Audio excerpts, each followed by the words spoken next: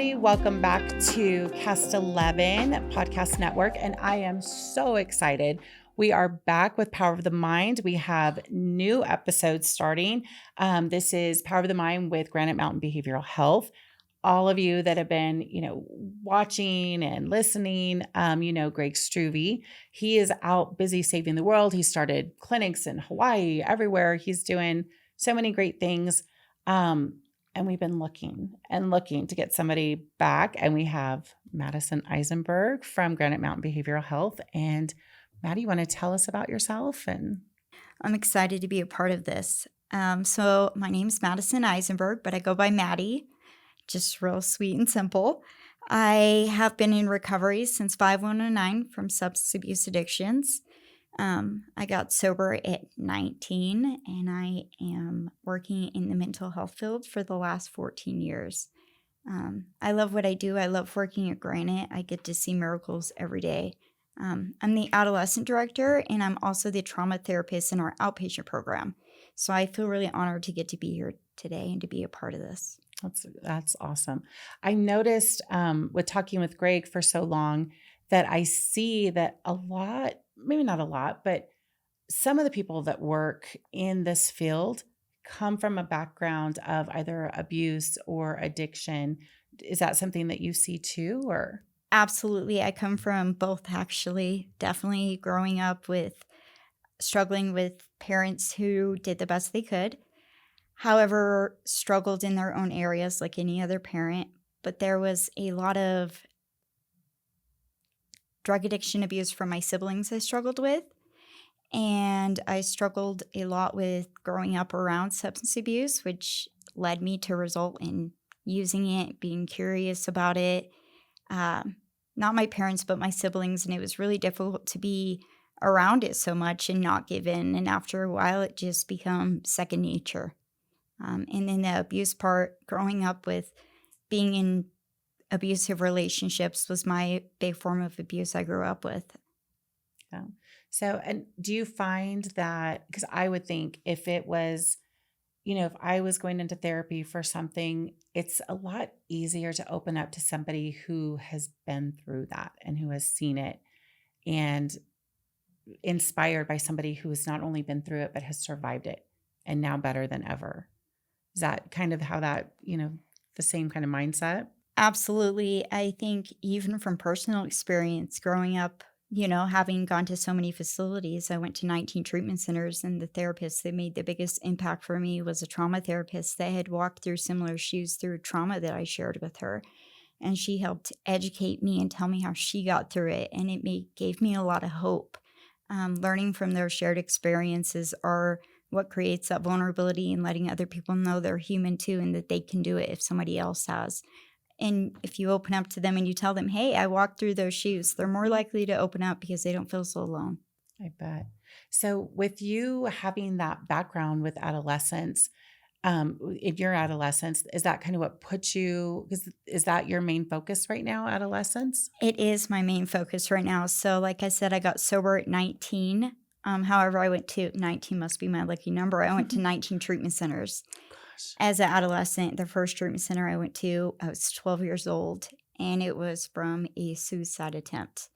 I went in Lafayette, Tulsa, Oklahoma, to my first treatment center, and then resulted in going to several more until 5109, where I ended up staying sober, and I had to go to a state-funded facility. And I had the best therapist tell me her experiences and if you don't work through this trauma and the trauma that has affected you, your chances of staying sober are slim to none. And she really held my hand and walked me through that trauma where I was able to get past it to a place where I felt like I could live. So with your working with a lot of adolescents now, what are some struggles that you're seeing from them today? Are you, I'm sure it's more than I can imagine. Absolutely. So I see a lot of addiction from substance abuse, sadly. It starts young. I think bringing awareness to it, that it can start as young as 12 or even younger, especially if generationally they're around it and their families do it. I'm seeing even as far as video games addiction, that's taking off. I'm seeing a lot of that. I'm seeing a lot of bullying and trauma that comes from that. That's, I think bringing awareness to bullying and the effects that it does to individuals as adolescents is important, because that creates trauma for you and you form those beliefs of I'm not enough, which affect you. And sadly, we're seeing more and more kids that are turning to that. And I think as parents, we need to know how to identify that in our kids. And one of the gals that you work with, Linda, she told me a long time ago, she goes, we've got to get to them before the home is engulfed in flames. So if you call 911, let's, no, don't wait till the house is like, Mhm. there's no saving it. And if it's going to take a miracle to save this, so I'm hoping as we keep going, we're going to be able to just not only help those kids that are going through things or adults that are going through things, but help parents identify things that they need to know in their kids and what to look for. Absolutely. I think it's really vital for parents to be able to know what that looks like, Mhm. right? Like, what does depression look like? Because it doesn't look the same as for every kid. It Right. can look like people sleeping in a little bit longer. It can look like not eating as much. It can show up in aggression. It can show up with excessively playing those video games. Mhm. There's so many things where you can take two people that struggle with depression and they won't look the same at all. It's what is it costing them? What do you notice they're not doing as much of? Do you see that? Like, do you notice that they're not engaging in open communication with you as much? Do you notice that they're in their room more? Do you Right. notice that they're overly obsessive on the phone trying to get out of their head? It's noticing those little behaviors because if you can get to the little behaviors and give it some attention, the house isn't on fire yet, right? Whereas when the Right. house is on fire, it's usually where kids are ending up in needing residential. That's why I love working with outpatient because it's kind of, looking at them and meeting them where they're at. They can still live at home. They're still able to do those daily to-dos and function, you know? That's great. I think because and I shared this with Greg before, my generation was if you're sad, stop being sad. If you're, tired, go outside and play. Like that's, take a nap if you need to, but it's so hard to identify, especially if you've never been taught self-care and self-awareness and you're raised by so some of us older parents or grandparents raising grandchildren, this is going to be great for them to tune into and listen to because we're so naive. Absolutely. And it's so common. Several adolescents struggle yearly with addiction, with substance abuse, with depression, with anxiety, with PTSD, and it's important for those parents, grandparents to know that like they're not alone too, because it can feel very defeating when you feel like my kid has an issue or my kid is struggling, It's my fault. you know, I'm a bad parent. What did I do? what did I do? That's so common for parents to struggle with. So, yeah, and I don't want to tell people like I wasn't a perfect parent. They can't Mhm. if my kid there's something wrong with my kid, that means there's something wrong with me and I was a bad mom. So I don't want, and so it's very vulnerable to take your child and say they need help. I messed up. I screwed up. Something happened, and maybe that's not the case, but it's like Mhm. as a parent, sometimes you did and you didn't even realize or you didn't pay attention, I guess. So, Or even unintentional parenting, right? mhm. Like sometimes we cause harm without having the intent to cause harm. Like one of my favorite things to explain how core belief forms is like, I want you to imagine like a girl, she's in seventh grade. Let's say she goes to school and people are saying roses are red, violets are black, your chest is as flat as your back, right? And then she goes home from school. She goes up to her mom and she says, Mom, I got to tell you about my day. And the mom's like, hold on a minute. And she's on her phone. And the daughter's like, Mom, I need to talk to you. And the mom's like, what did I just say? Hold on a minute. The daughter goes to her room and slams the door. And you would think, oh my goodness, that mom does not care. But the mom just found out her dad died. But the Yeah, core belief was formed, I'm not heard, I'm not valued, and I'm not seen. right. So sometimes we do damage unintentionally to our kids just by being human. Yeah. But it's recognizing also that mental health is a disease and bringing awareness to that, just like if your kid had thyroid issue, it's the same thing. It's bringing into awareness of what do they need? I see them struggling. How can I get them what they need? I think That's how you overcome that obstacle, is putting that pride aside and recognizing my kid needs additional support. There's no shame in that. It truly takes a village. 100%. And so, with being a trauma therapist, how do you approach trauma? And what are some of the key elements that you're focusing on with your patients? So I like to approach trauma, and first, I like to reiterate and educate them what trauma means, right? So one of my favorite theorists is named Pia Melody. She's phenomenal. So she defines trauma as anything that's less than nurturing. So I believe with saying that, everybody can agree with that. Everybody can say they've experienced some sort of trauma. It's meeting them where they're at and giving a name to that trauma. It's giving a voice to that trauma. It's helping them gain that empowerment back. I like using tools such as a lot of cognitive reframing, CBT. I believe that helps tremendously, or DBT tools, dialectical behavioral therapy. It helps patients learn how to stabilize and co-regulate on their own. And that's something that, if you struggle with trauma, you struggle with regulating your emotions. And it's helping them to be able to recognize, all right, where do I struggle regulating? Where has this trauma led me? What has it caused me to feel? And what is that core belief that led me to continue to be hindered? You know, like we were going back to like that little girl for the story. It's like she believed she wasn't valued, she wasn't heard, and she was unseen. Did the mom necessarily do anything wrong in that situation? Not at all.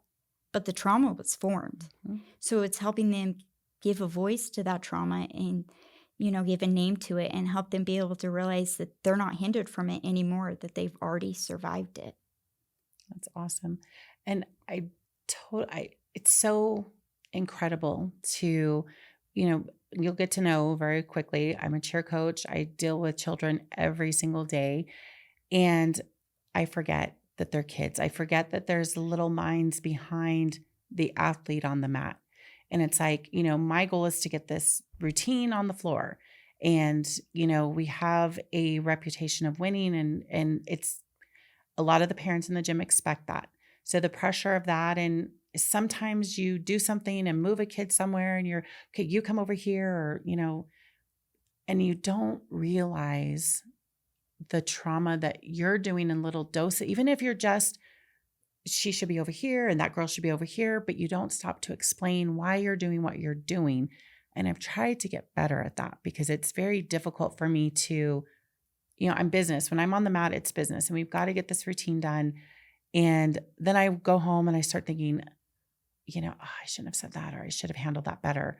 Or I get a phone call from a parent that's like, she's devastated. I'm like, why? I just moved her, but she thinks she's not good enough to be in that spot. I was like, well, she's still flying. She's still in the air. This is still happening. I just moved her. But so I've tried really hard, and I fail at it all the time. But to remember that the slightest things that you do, even in your world, it's not a big deal.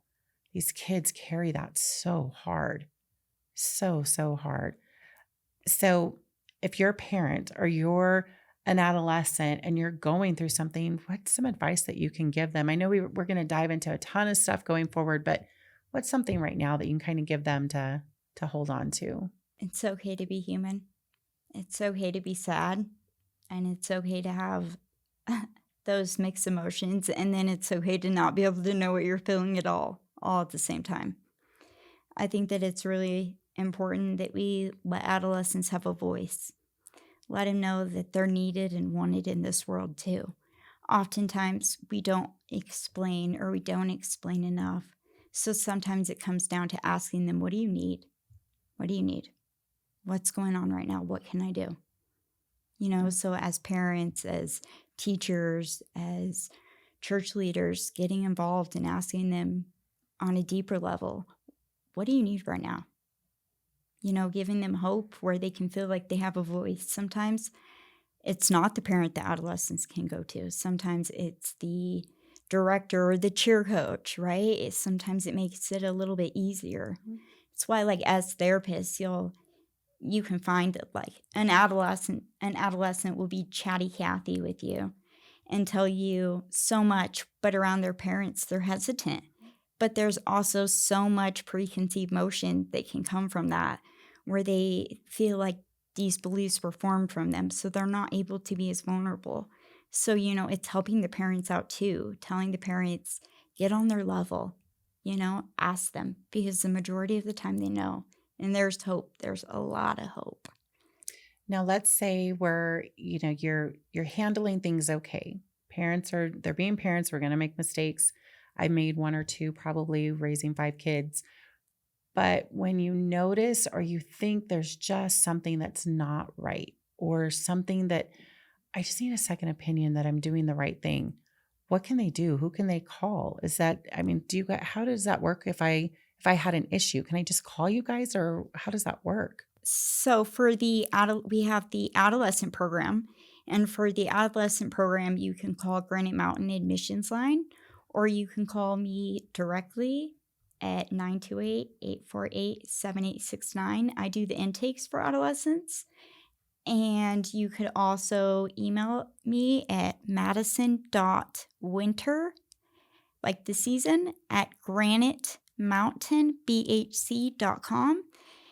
And if you have any questions, you can always call for a consult and get to know me or get to know our team. And we are here to support you through this journey. It takes a village to raise these kids. 100%. And we'll include all of that on the bios for the podcast if you're okay with us sharing your information to everybody. So Absolutely. I'll be calling you at 2 a.m. Maddie, okay, I'm facing this right now. What do I do?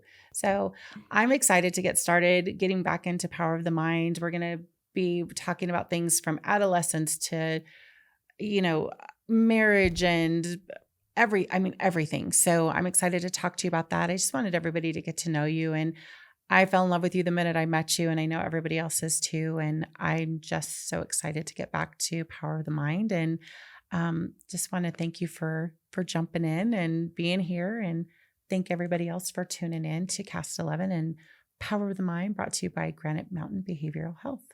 Maddie, thank you so much. Thank you so much for having me. I'm really honored to be a part of this. So thank you. It's going to be a great journey. Thank you. I feel the same. Thanks, everybody.